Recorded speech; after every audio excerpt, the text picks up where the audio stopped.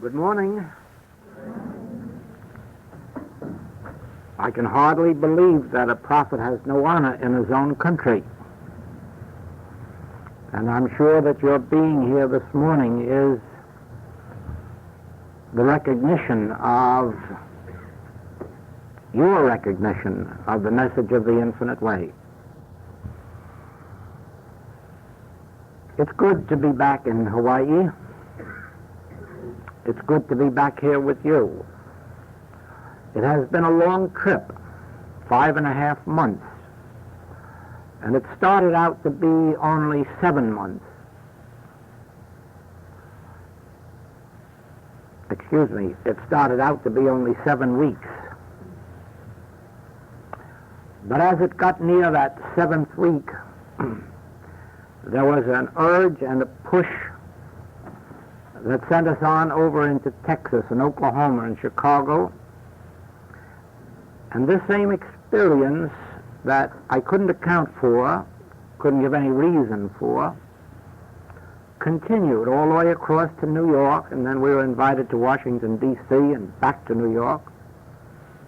And without any preparation, without any halls, without any notices to students, we just made the jump over to England, expecting to be there about 2 weeks and come home. It turned into 2 months, and then the continent opened. Instead of my usual visit to Munich in Germany, this trip we had 3 cities, Munich, Berlin, and Frankfurt. We did take a day to visit East Berlin.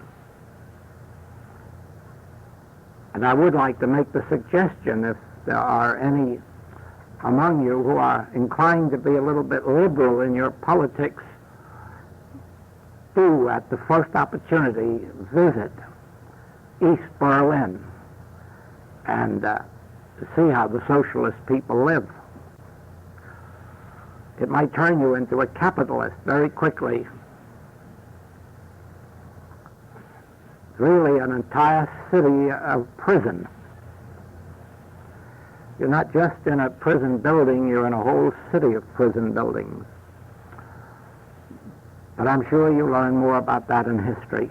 At any rate, it was an interesting experience, because we do have a few students in East Berlin, although we didn't meet them, trying to demonstrate freedom in the midst of prison.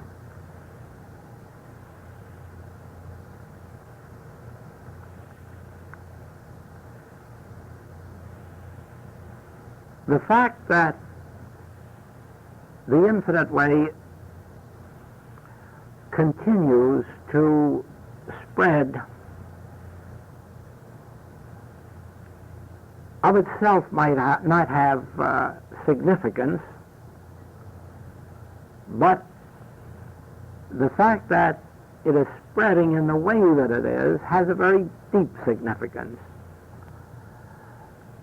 Perhaps that could best be illustrated by telling you that we did not go to Hamburg in Germany, but that 12 Infinite Way students from Hamburg came to Frankfurt to tell us that there are nearly 300 students of the Infinite Way in Hamburg. That is what I mean by the way of its spreading. We had no way of knowing this in advance. We had no way of knowing, we had no way of knowing all across Germany of the amount of students that were there, or Sweden or Holland on this trip. The unfoldment seems to be coming from within, and in no spectacular way, but in a way certainly that shows that inside of consciousness there is a stirring and a reaching out, and that this stirring that is going on will never be satisfied until every individual who feels this urge reaches that center within themselves. For thousands of years, men and women have sought the Holy Grail, or have sought the mystery of life, the secrets behind the visible scene. But more particularly, they have sought this for their own sakes, in order to find an inner peace, an inner rest, to satisfy something within us that is not satisfied. I think that is true of every real seeker, that their first thought is really to come to a place within themselves where they can be at peace, where they can find rest and a solution for their individual problems. Each, of course, finds that particular path which is best for them. There is no one path yet discovered that can meet the needs of everyone on earth. Each one has something within themselves that will respond to a spiritual message, but not always to the same spiritual message. And it is for this reason that in our search we may seek on many paths, we may seek through many approaches to truth, and if we are wise, we will continue until we find that particular one that is really our spiritual home. And that one will not be the same for all of us. When we do find our particular spiritual home, then is the time, like in marriage, to forsake all others and cling to that one until it yields the fruitage of the Spirit. We little realize when we start out on this path that the battle is not with this world. The battle really is with ourselves and within ourselves, because we are our own worst enemies. This is inevitable. We were all born into a material sense of existence, and this means that our minds are centered on those very things that are aimed to destroy our peace. Our entire goals have been those that ultimately must destroy us. You see evidence of this in the scientific world, where the search for scientific truth has eventually led to the great discovery that can do nothing more nor less than destroy not only the discoverers, but all of the rest of the world as well. You find this in the economic world, where the search for economic security, and that is the only reason that anyone is ever interested in economics, is for the purpose of security, and the very search has led to forms of economy which eventually must destroy all of those who engage in it. We ourselves are trained from birth to look out into this material world and seek its mysteries, even when we realize from a study of history that we are seeking to open another Pandora's box.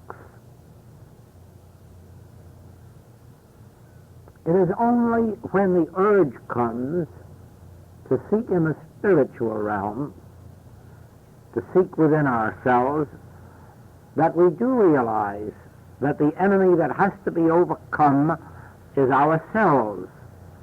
that when the Master says, I have overcome the world, he did not mean that he had overcome Caesar, for he hadn't, nor had he overcome the Hebrew temple and its wickedness, for he hadn't.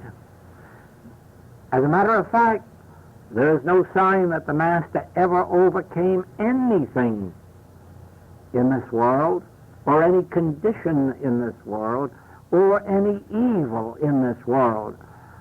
All that he overcame was himself. He did eventually rise to where the human of him had been subjugated, and the spiritual nature of him had come to the surface, and he had really overcome himself to the point where he could not even indulge hatred for enemies. He could not indulge desire for revenge upon those who persecuted him. He had overcome all of this within himself. He had not overcome enemies. He had not even overcome enmity. He had overcome these things within himself, and above all things, he had overcome reaction to the events of the world, so that, as Paul later phrased it, none of these things move me. None of these things move me. I live, yet not I. There is a spirit that dwells in me, and it is the bread of life to me, and the wine and the water, and I live by the grace of this presence. In our experience, we discover, I would call it a mystery. We discover that one of our greatest battles in life is with God. We are always fighting God, every one of us. We do not recognize it in that way until we begin to really turn within ourselves in introspection and meditation and perceive that, in a manner of speaking, we're kind of mad at God. God, why is this happening to me? God, why is there no solution to my problem? God, how can you be permitting this dictatorship, this threat to world peace, and be doing nothing about it? Father, how can you continue permitting children to be born in sin and sickness and lack?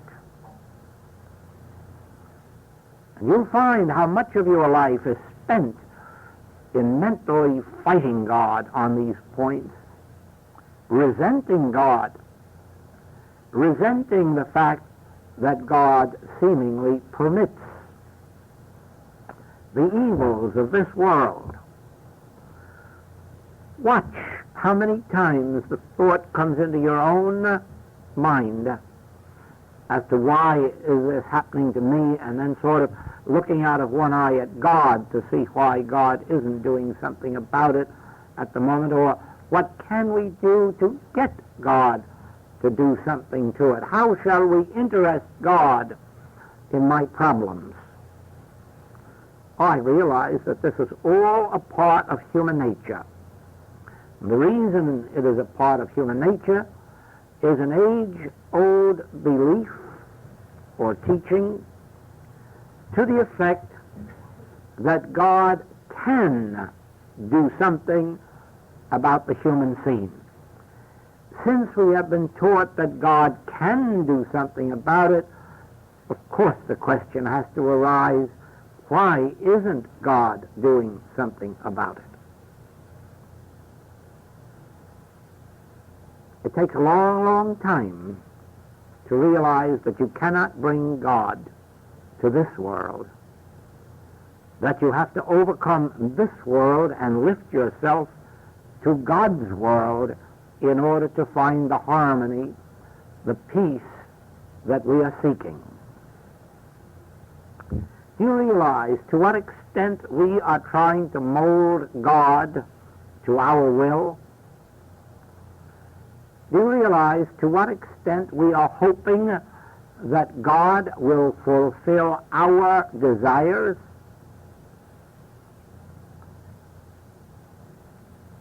And I hope that you who are studying the infinite way will realize that you never will mold God to your desires, nor get God to do your bidding, nor have God fulfill your earthly desires. For this can never be. There is a way, if the human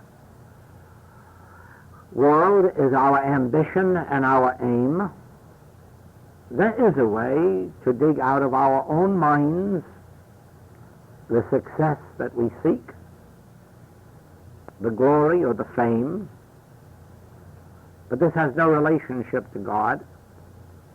If you are on the spiritual path, one of the first things you will learn is that you have to give up your will that the will of God may be done. That you have to give up your particular way in order that the spiritual way may be revealed. You learn very quickly on this path that success only comes in proportion to our ability to surrender, to yield ourselves, to yield our desires. We, of course, in our wisdom, know what we need, know what we would like to achieve, know what hopes we have of human accomplishment. But remember that none of this is a part of the divine plan, and that it is only as we learn to surrender, as we learn to yield, that we can come into a place in consciousness where we are listening. Speak, Lord, thy servant heareth, and really begin to ask for guidance, for spiritual guidance, for spiritual support, for spiritual unfoldment, for spiritual demonstration. God is spirit, and the universe of God is spiritual. And the way that we can bring ourselves into at one-ment with the spiritual universe, the spiritual kingdom, the kingdom of God that is within us, is in this very adoption of the listening attitude, in this very attitude of surrender. It does not always follow that we will be taken out of our present human way of life. It doesn't always follow that we give up our present occupation or profession. As a rule, the very first thing that happens is that a divine influence comes into the very human work that we are doing, that some spiritual strength is given to us, or spiritual wisdom, and that makes it possible for us to continue what we are doing, but do it more successfully, more joyously, more profitably. It is only as our lives become more and more sunk in God that there is a possibility that we will be taken from our present activity and moved into something of a different nature. And even here, it isn't possible to outline what that is. Sometimes we are taken out of our business life and brought into the spiritual world. But I have also seen that some have been taken out of the business life and moved into the world of music, and the world of art.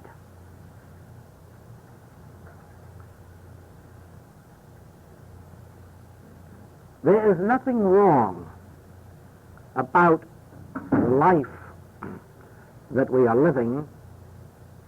The only wrong is in the fact that it is not spiritually guided or governed or supported. And here is where the first battle takes place.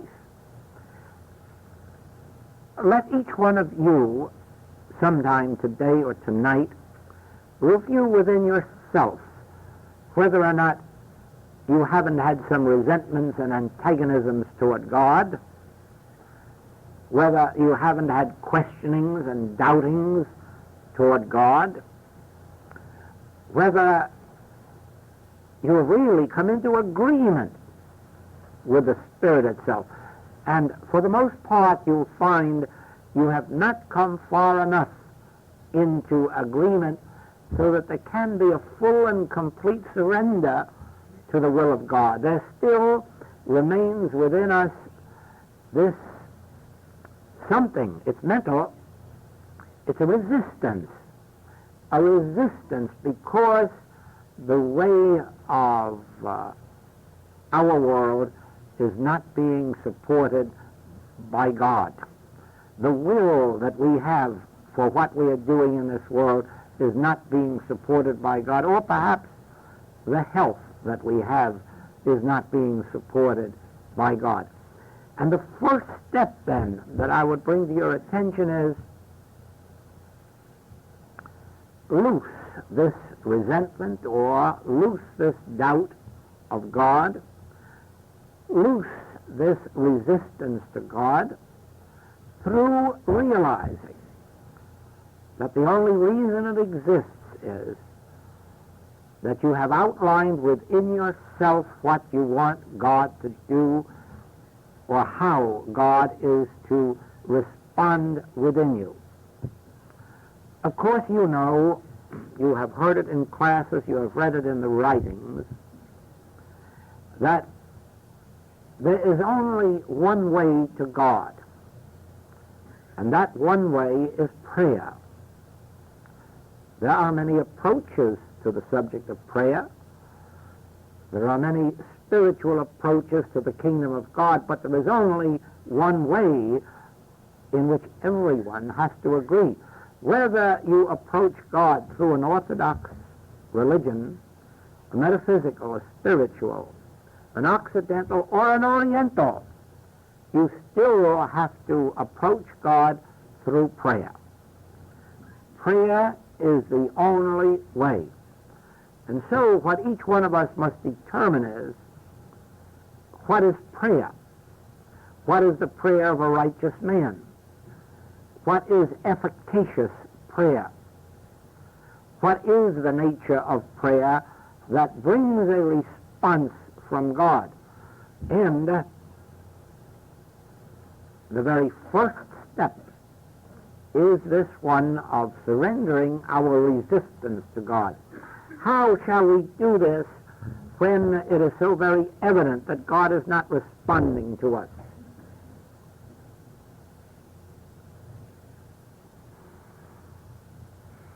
Let us give up the desire to have God respond to us, and the battle will be over quickly. In proportion as you can give up the desire to have God respond to you, will you find this resistance broken. The reason is this: God does not respond to anyone. God does not yield to anyone.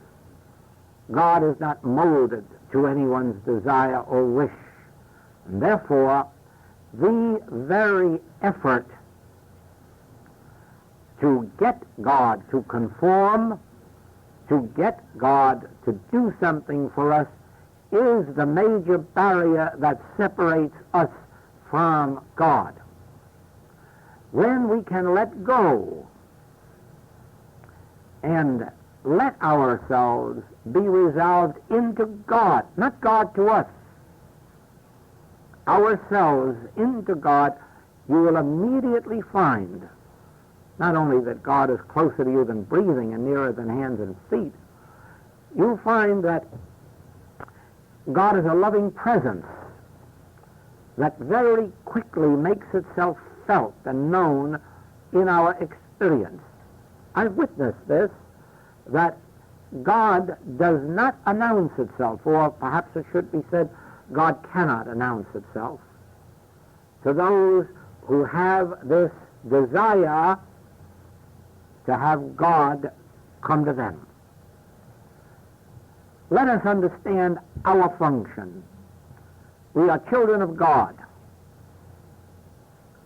and therefore we should be as children in going to God, not seeking to tell the parents what is good for us, not seeking to make the parents do something for us, but as children who have confidence in their parents, enough confidence to turn to them in love, in faith, in confidence, and say, you surely know best.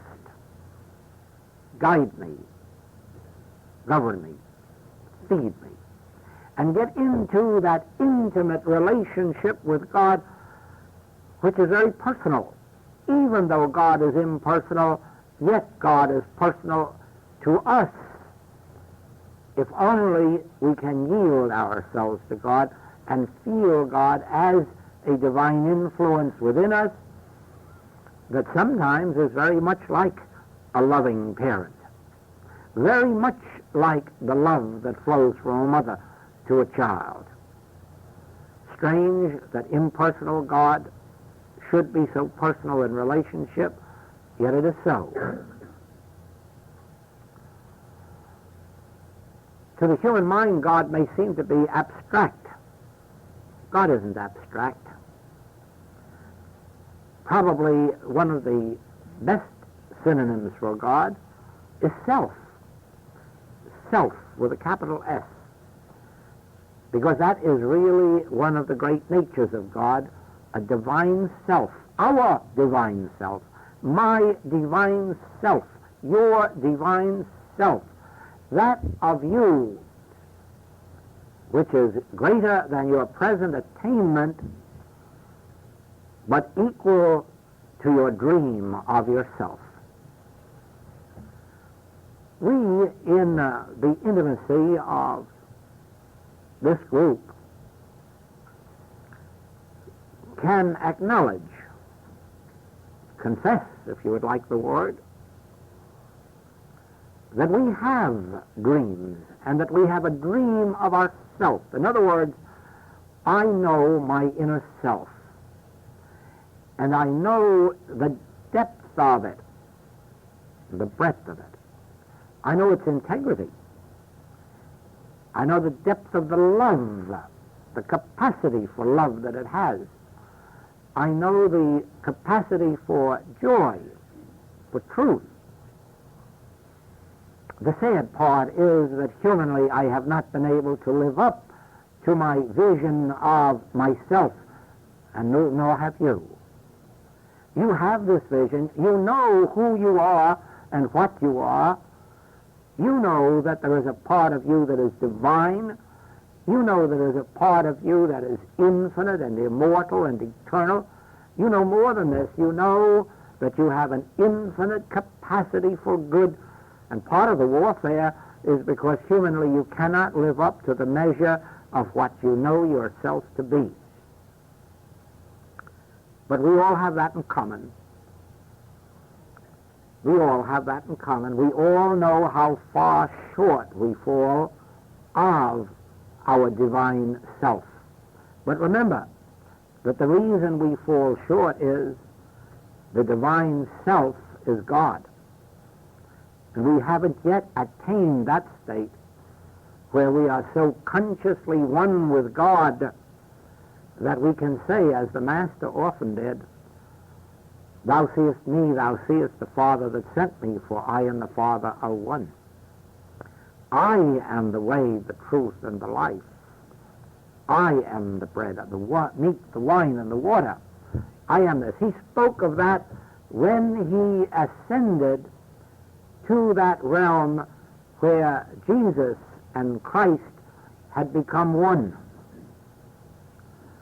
Sometimes in our meditations, sometimes when we are engaged in treatment work for others, we also attain something close to that actual experience of oneness, divine oneness, in which the human self has disappeared and all that is left is the divine self, that which is God. These periods are brief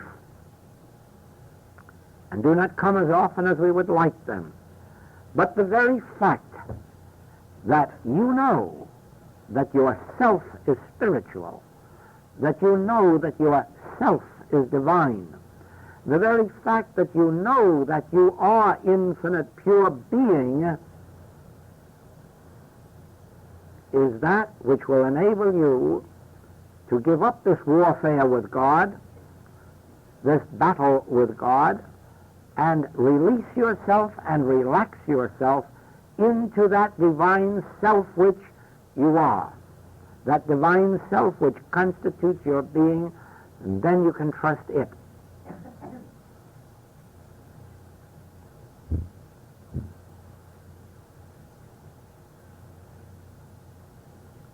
Now,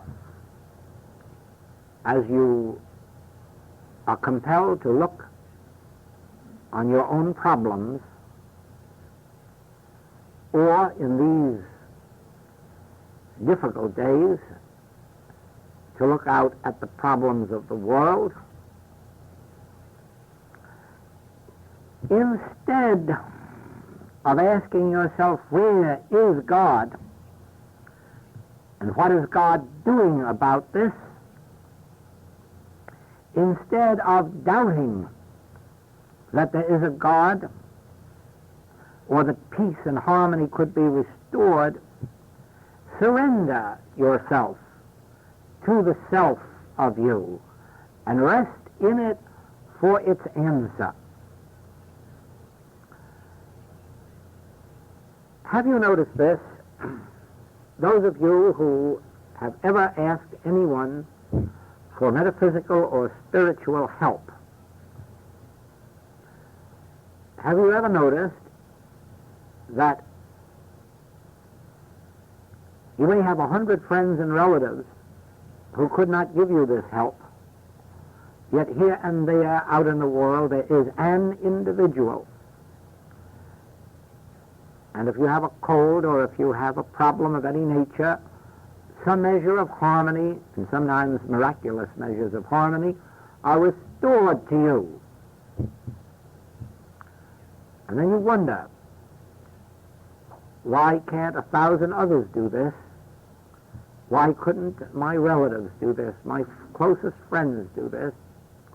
And the answer always is, only those can bring spiritual harmony to your experience who have attained a measure of spiritual consciousness.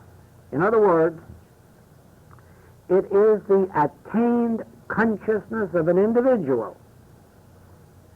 It is the demonstrable spiritual consciousness of an individual that can bring spiritual peace and harmony where there has been discord and inharmony.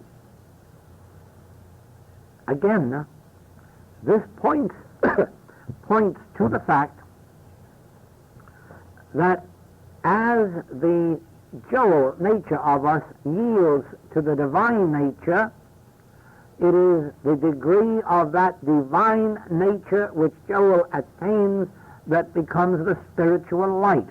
And it isn't Joel, it's Mary, Bill, whoever you may be, or the world may be, because God is truly no respecter of persons. God is yourself. God is the divinity of your being, and it is not anywhere where you have to go for it, search for it, purchase it. It is within yourself, awaiting your recognition and the attainment of the realization of its presence. Now, when you know this, you know also that this divine self, which was the self of Jesus, of John, of Moses, of Buddha, this divine self is the divine self of you which you are recognizing when, in those moments, you do recognize that there is a part of you which is spiritual and perfect. There is a part of you which is divine. There is a part of you that is infinite in goodness. It makes no difference what you may humanly be doing today or yesterday or tomorrow. There is still that recognition that there is this divinity of you, this perfect you, this immortal and eternal you, this you that could say to the rocks, pour forth water, and it would be so. It could say to the storm, peace, be still, and it would be so. The more you contemplate this perfect self of you, this real self of you, this divinity of you, the closer you bring yourself into at one-ment with it. The more you bring yourself into intimate relationship with it, until you come, in a measure of course, to the place where the Master said, I can of my own self do nothing, but the Father within me doeth the works. Or Paul could say, I live, yet not I. Christ liveth my life. In other words, you come to that place of renunciation, of surrender, where you know right well now that that which is the external, the human of you, is becoming less and less and less, and that which is the divinity of you is becoming more and more and more. Only because there are moments in which you recognize how really great you are, only because there are moments in which you recognize how really sweet and real and true and perfect you are, only because of that can you have any hope at all for release from the problems of this world, because it is that part of you which can give you your freedom. It is that part of you which becomes the presence that goes before you to make the crooked places straight. It is that part of you which others recognize as your real nature. As it comes into the ascendancy, when you meet with the people of this world, they do not see your human nature to the extent that they formerly did. They become more and more aware of this divine nature that is within you. Now, you come to what is one of the most important steps on your entire spiritual path. You will learn now why you have been battling with God. You will learn that although you have stated over and over and over that the kingdom of God is within you, that you've really been fighting with the concept of a God up in the sky. You didn't know that that much orthodoxy was left in you. But now you discover that you were not resenting God or fighting God. You were fighting the concept of God that you have been entertaining all your life. And the reason this God doesn't do things is there is no such God. Now you come into the awareness why the kingdom of God is within me, not outside, and it must be released from within me. If I want peace on my earth, peace must flow out from my heart. If I want harmony, justice, equality, I can't any longer look to a God for it. I must express it. Know you, O Lord, that the whole secret of your discords and inharmonies has been the false concept of God that you have been entertaining, even while believing that you had made the transition to a metaphysical or spiritual basis of life. You still were expecting something of God that the world is expecting. A great deal of the world is in church today praying to that non-existent God for intercession in something that can't happen. It just cannot be. If there is to be peace on earth, it must flow out from us. And how? First of all, we are going to recognize that whatever peace is to be on earth must flow out from within us to the earth.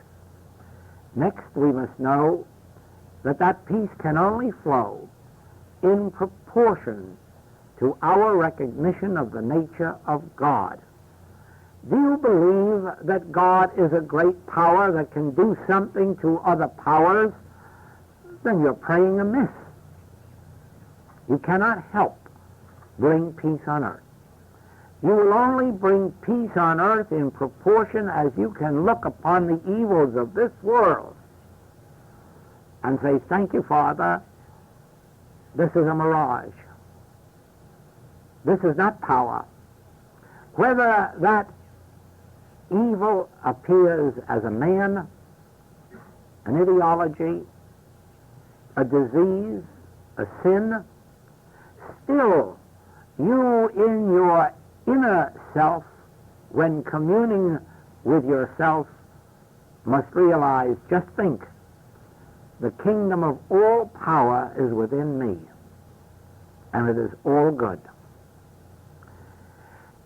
There is no power of evil in the divinity within me, nor within any individual on the face of the globe, for God is infinite and God is love. The evil that we have been fighting and that we have been desiring God to remove is non-existent. The evil exists only as a worldly concept in our thoughts. Once you begin to perceive the nature of God within you, you will soon see that there is no evil in you, and you will soon see that the evil beliefs that have governed you or controlled you are not power. They disappear just as darkness disappears when light is introduced. You know, we have had this brought to our attention before, that there is no such thing as darkness. There is no entity called darkness. When light comes, it doesn't move darkness out of the room, because there was no darkness in the room. There is no such thing as an entity called darkness, something that could be seen, heard, tasted, touched, or smelled, or analyzed under the glass. There is no such thing. There is no such thing as darkness. And you see that Scripture was able to reveal this many, many centuries ago, when it gave us this, that to God, light and darkness are the same. Think of this. To God, light and darkness are the same. There are no pairs of opposites. Jesus must have perceived this when he said to the woman taken in adultery, neither do I condemn thee, and to the thief on the cross, I will take you with me into paradise this night. Why? To God, sin and purity are the same thing. They are illusions. There is no one good. No one. Why callest thou me good? There is no me good. Then why callest thou me evil? There is no evil. That which we have considered to be good and that which we have considered to be evil are both alike to God. They're non-existent. That is why they can be metaphysically and spiritually healed, because they have no reality. They do not require probing. They do not require medication. They do not require surgery, because they exist only as images of thought. They exist only as a part of the illusion that has come upon us since we accepted the power of good and of evil. In the Garden of Eden there was no good and there was no evil, but the acceptance of good and evil destroyed the Garden of Eden. It removes us, too, from our harmony. But you can only learn in your meditation, you can only learn in your communion with God that evil is not real. And then watch it evaporate, dissolve, disappear from your experience, and after a while, there will not even be the memory of it. You see,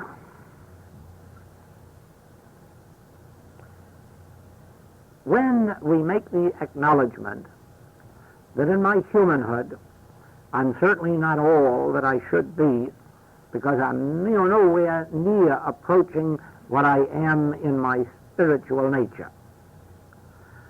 That's quite enough of a confession to make about the past. We can then leave the past and begin to commune with this Father that is within us, this Spirit that is within us, and by relaxing, and I mean relaxing desire, the desire to receive anything, the desire for anything, surrender these. You want nothing of God. To know Him aright is life eternal. So the most we can hope for or want is to know the nature of God. And this we can learn in our meditation.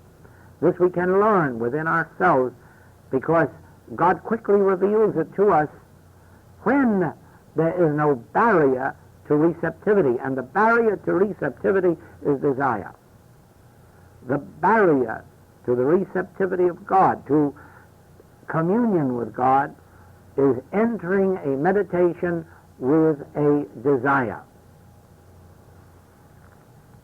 The only way that I can think of to illustrate this is the example of our sun and sunshine.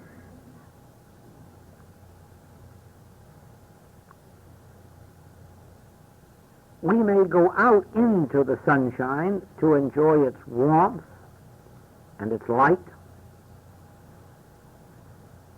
and we place our gardens where the sunshine will reach it, but we do not pray to the sun to come to our garden, and we do not pray to the sun to raise our crops. We do not ask the sun for warmth or light. We merely go out into it and accept it because it's available, it's universal. But God is much more so, for God is spirit, and God fills all space, so that we do not even have to go outdoors to find ourselves in God, although many people do find it easier when communing with nature to find their way right back through nature to God. But God is equally everywhere present, and the moment we can surrender that desire to receive of God, the moment we can surrender the wish to have God do something, you will find that you will relax into God and very shortly receive God's grace, whether in the form of messages or whether in the form of guidance or in the form of greater harmony in our affairs, but it comes.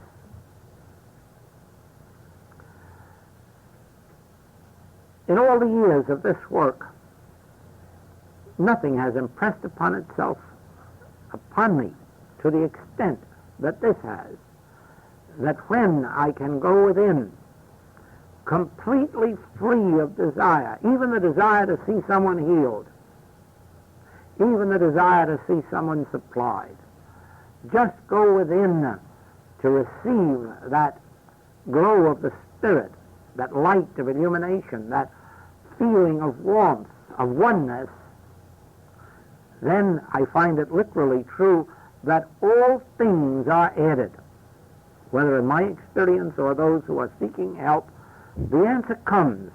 But the answer comes in direct proportion to the ability to surrender the will, the desire.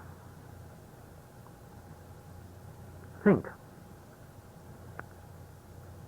God is yourself. And in those moments when you really are recognizing how wonderful you are in your real nature, you know those moments when you say, nobody understands me? That's a real moment, too. That's a real moment, and it's really true that no one understands us, because no one knows how really divine I am. And a lot of the times I don't know it myself. But when I do, I have my goal.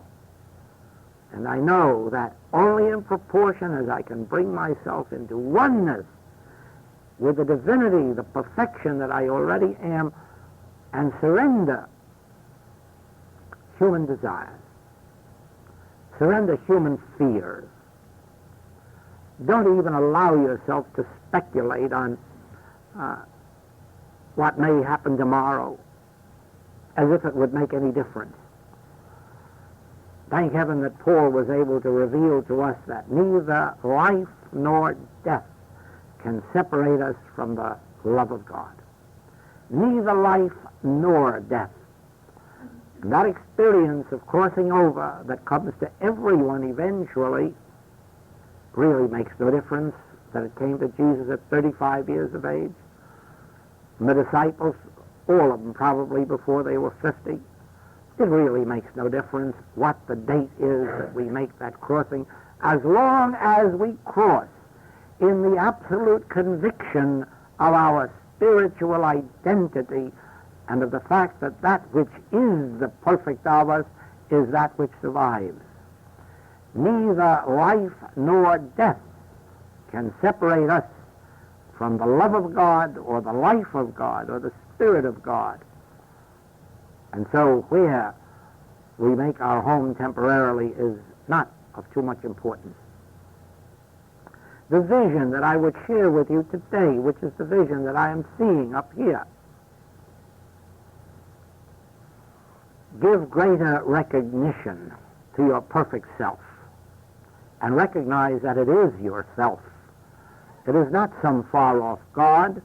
It is not some being other than yourself. This divine, this perfect, this spiritual, which you feel and which sometimes you see and recognize within you, this is really you. And what you see in the mirror is only a human mind's distortion of that. And even the human conduct that we show to each other is a distortion of the really perfect that we are. And in the degree that we recognize this perfect self as our true being, in that degree do we mold ourselves into the image and likeness of it, into the pattern shown on the mount. Don't look out and up to a God to solve the problems of this world. Look to the center of your being, and then let love flow out. Love in the form of forgiveness. Forgiveness to all those who offend you, whether personally or nationally or internationally, and above all things, love in the form of praying for your enemies. The Master made it so clear that it profiteth you nothing to pray for your friends. If you would be children of God, and this means if you would be heirs of God and joint heirs to peace on earth, pray for your enemies. Pray for them. Pray that the spiritual light reveal itself in them. Pray that their sins be forgiven them and that they awaken in the true image that is within them.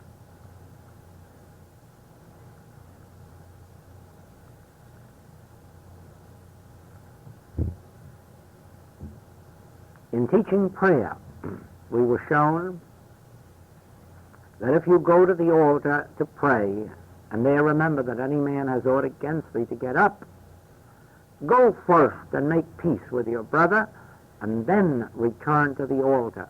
This is really a pattern for prayer. Don't think for a moment that if you go into prayer, communion, meditation, and there are harboring enmity, that your prayer ever reaches the throne of heaven, even though the throne of heaven is right within you. First, make peace. In other words, pray. Pray for your enemy, forgive your enemy, get at peace with everyone in this world, and you will find yourself at peace with God. Then the Spirit of God can flow out through you to this world.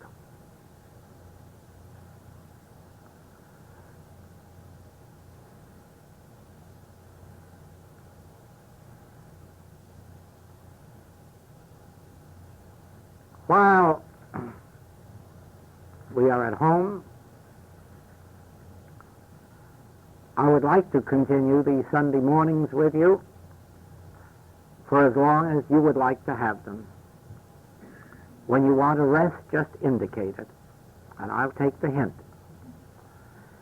Otherwise, we are going to be here each Sunday morning, with the exception of September 10th, when we will go to Maui. But otherwise, we'll be here for your joy and mine Sunday mornings. Thank you. Thank you.